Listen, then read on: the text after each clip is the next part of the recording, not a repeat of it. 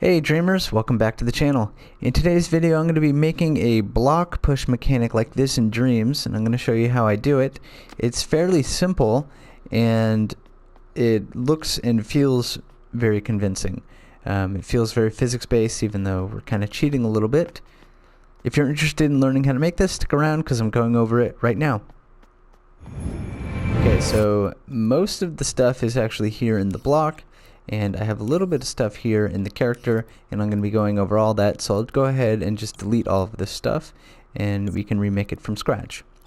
So to start off with, I had set this to an object label, and that's just for detection purposes. Okay, so the basic idea is we have a microchip on this block, and it'll only be on if it's being detected, and that's just for thermo purposes.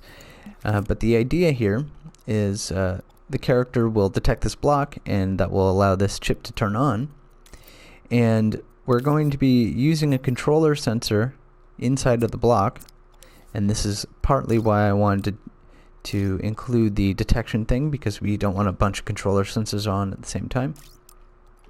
And for this video I'm going to be doing everything in a 2D context, but the principle is basically the same for a 3D context. And so the idea is when we're pushing towards the block will also be moving using a mover. Okay, so let's get an advanced mover out here. And so we're only going to move, since this is in 2D, we're only going to move in the X direction. So we're not going to worry about the Y and the Z. So I'll set those to 0. And we don't want this thing to move faster than our character. So our character can run at 3.5 meters per second. So I'm just going to set this slightly lower to 2 meters per second. Alright. And so what we want to do is we'll take the output of the left stick from this controller sensor, and we'll use the local, and the X is what's going to go into there. Okay? Now, we want to play around with the strength value because we don't want it to move constantly because it'll look kind of weird.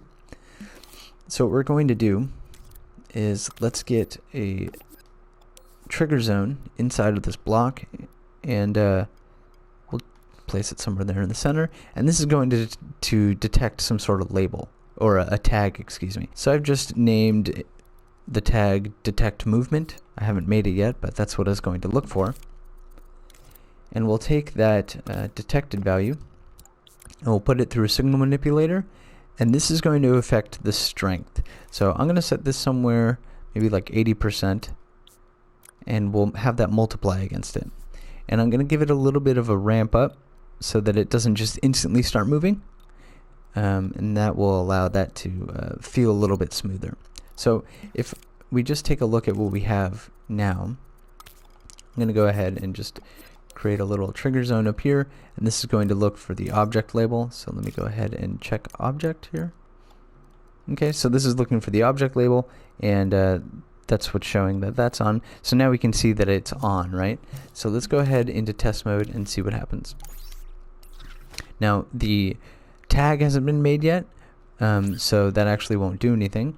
Let's go ahead and put a little tag here. So obviously this isn't going to work yet because the second we start moving, the block's also going to move. But we can see the general speed, what it looks like. Okay.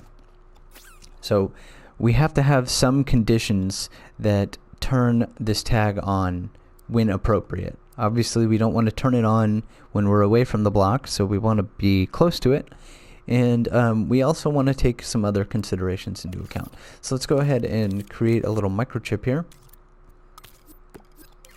And this will be for all of our pushing mechanic stuff. Okay, so let's grab this left stick here. The left stick will come in here. And so what we'll do is we'll just get the absolute value of this real quick. And then we'll make sure that that is greater than 0. Okay, so that's going to be one of our conditions. If I stretch this out, what I'm going to do is I'm going to move this over here, and we're going to use an AND gate for all of our conditions here, and once all the conditions are met, that's what will turn this tag on. So let's take a look at what we get just from this one check here. So we can see that when I hold the stick in either direction, it's a positive number, and if I hold it just a little bit, it's not all the way at 1, but if I hold it all the way, it's at 1, or for some reason 1.01. So that just detects whether or not we're pushing the stick, so that's a good thing to include. And now what we also want to do is we want to take the distance into account. Let's go ahead and get a laser scope out. And this laser scope we'll just place into the center of the character, and what we'll do is we'll just rotate it around like that. And so I'm going to give this just a little bit of actual range, and then we'll give it some fall off. Something like that. Okay? And so that means that the signal coming out of the detected, or the hit something, won't be a full 1 value until it's basically in here. So let's see what we get. Let's go ahead and plug that into there, and let's also make sure that this is only looking at the object, and we'll allow for X-ray mode so that it doesn't have issues with the character. Okay, so if we take a look at this, so this calculator is showing the hit value from the raycast from the laser scope. So we see as we get closer, that value gets a little bit higher, and what we want to do is we want it to trigger maybe around like here. So that's like about 0.8 in terms of the hit distance, or the actual like value coming out of the hit. So let's just set it to something like that, like 0.8. So now we'll see that the tag won't turn on until we're close enough. See, we're only at 0.6. So once we get like here, then we see we're past 0.8. So now that will turn the mover on inside of this. Okay, cool. Okay, so we have those two conditions. We have the distance condition and the other one, and there's going to be another condition, but let me show you why. So let's go ahead and make a little pose here for when we're pushing on the block. What I'll do is let's turn off the grid snap. We'll bring these arms up a little bit, and maybe we'll bring them out. And then we'll bring the hands up like that. Let's go ahead and rotate them so it's kind of like they're pushing. We'll go ahead and bring the hips down. Maybe we'll have them lean forward a little bit. And we'll have their head, we'll turn their head like, oops, to the side. And we'll have it lean back a little bit. Oh, that was a little bit weird. Let's have it lean back. Okay, so their head is kind of to the side, and maybe it's a little wonky, but good enough, right? So that's basically kind of how you'd push a block. All right, so let's just make sure this looks good. Oh, one other thing we want to do. Let's outside of the puppet group, let's make sure that this turns off the auto look, or you can just have that off always. But so that's also going to power this, right? So what we'll do is we'll just put these two things into their own microchip here. So we got the tag, detect movement, and we have this pose, and then that will be turned on by this. So let's take a look, and one other thing we should do, let's go ahead and give this a little bit of ramp up. Okay, and here we go. So let's hop into the character. Okay, so this way we can kind of take a look and see what it looks like. So the hands are kind of blending in there, you know. That's not good. Okay, so let's fix this keyframe here. So I will go, let's exit the mode. We'll go into keyframe, and we want to bring those hands back a little bit. So I'm just going to do this. That looks a little bit better, and we can maybe bring these hips back a little bit even more. There we go. So we kind of want them to lean forward too, though. Alright, that's a little bit better. Okay, so now we can go ahead and put this keyframe back in here. And what I want to do is actually give this chip some slow power up as well. So I'll just route this through a signal manipulator. And this is just going to help things look and feel a little bit smoother. So I'll give that a little bit of slow power up. Let's go ahead and pin that to the top so we can take a look. Okay, so here we are. We see we get close, and then they kind of, it looks like they're pushing the block at least a little bit more than it did before. So that's cool.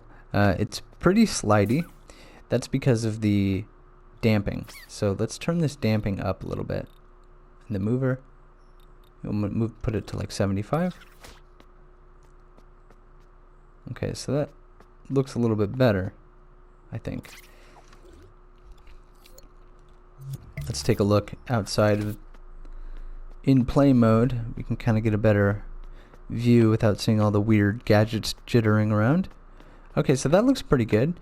Now, here's one issue right here. If I'm very close to the block and I turn my stick to the left, we can see the character kind of goes into that pose for a split second, and we want to avoid that because that looks unpolished and wonky. Right? So let's go ahead and fix that. And this is the other consideration I was talking about. So we're going to need one other condition here. So what I'm going to do is I'll just move this. Let's go ahead and pop that down. I'll move that into C. And so what we're going to do is we're going to basically what we want to do is we want to make sure that the left stick, the direction we're pushing is the direction we're facing, and past a certain extent. So basically we want to get the power of how much we're pushing the left stick, and if it doesn't meet that threshold and it's not in the direction of the block, then we don't want the character to do this pose, and we don't want to turn this chip on.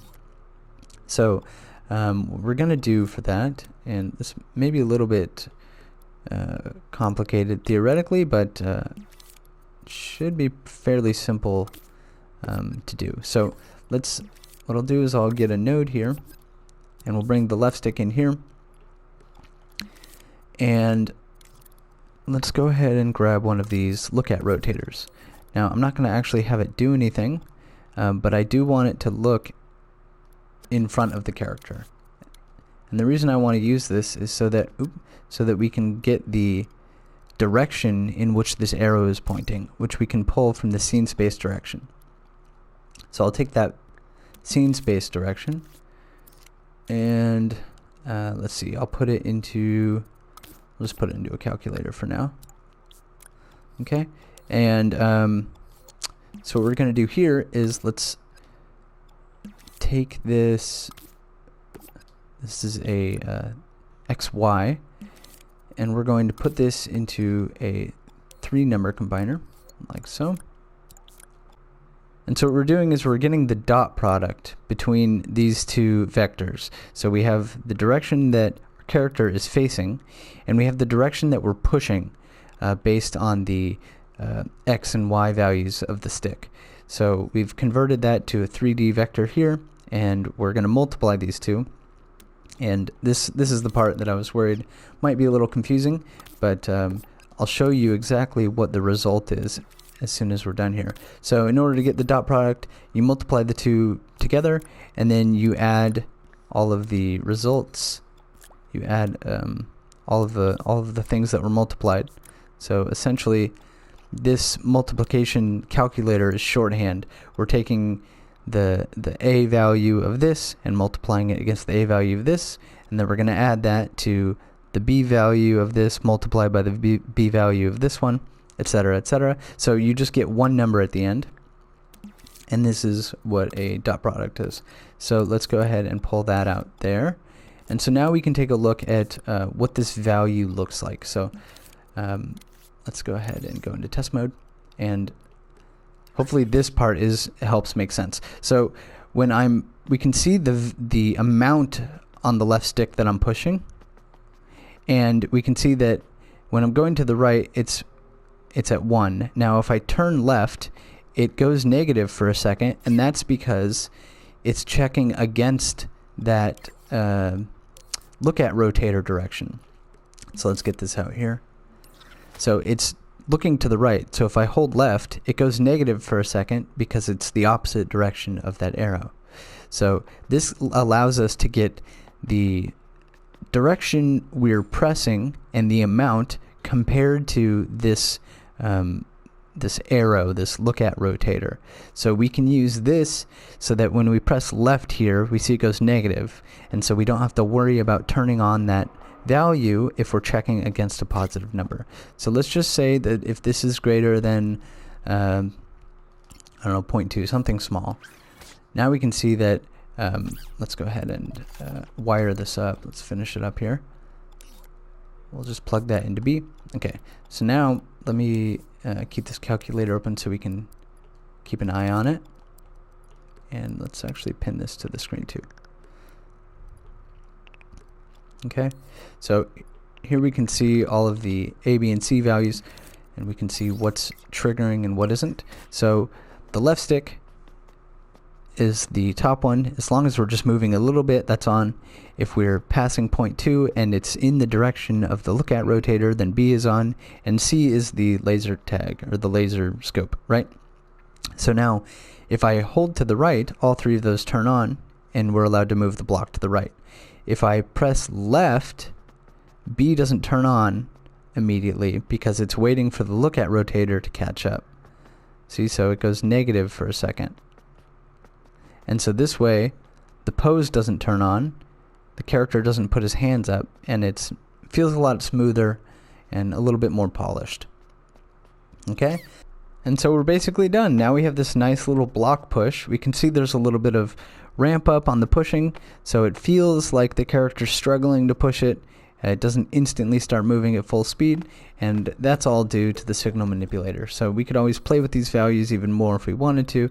Say you wanted a full second of ramp in, well, maybe we'll just, because this is only affecting the strength here, so we don't want a long smooth fall there. But the other signal manipulator that dealt with ramping is this as well. So this has to do with turning on the pose and as well as turning on the detect movement, so I don't really want to mess with that. But now we can see that with a higher ramp in period on this strength on the mover, we can see it takes a little bit longer for him to start pushing, right? So it's very convincing. The slow power up and the slow power down is really nice. And so there you have it. A nice, easy block push mechanic. You could replace the block with any object you want, and the same results will work. If you have any questions about how this is done, or any other concerns or suggestions for other videos, go ahead and leave a comment down below. I've been streaming every Wednesday on Twitch, so you can check me out there, twitch.tv/VinceCully. I've been working on a new game, and this is one of the mechanics on the game that I've been working on. So if you want to see videos about the game I'm working on, let me know about that too. One other thing, I'll go ahead and release this scene here as remixable in public, so people can come in and take a look if you want. Have at it. So I'll do that, and I'll leave the link for that in the description below. Anyway, I hope this was helpful. I hope everyone's staying safe, having a great day, evening, wherever you are. I'll see you in the next one.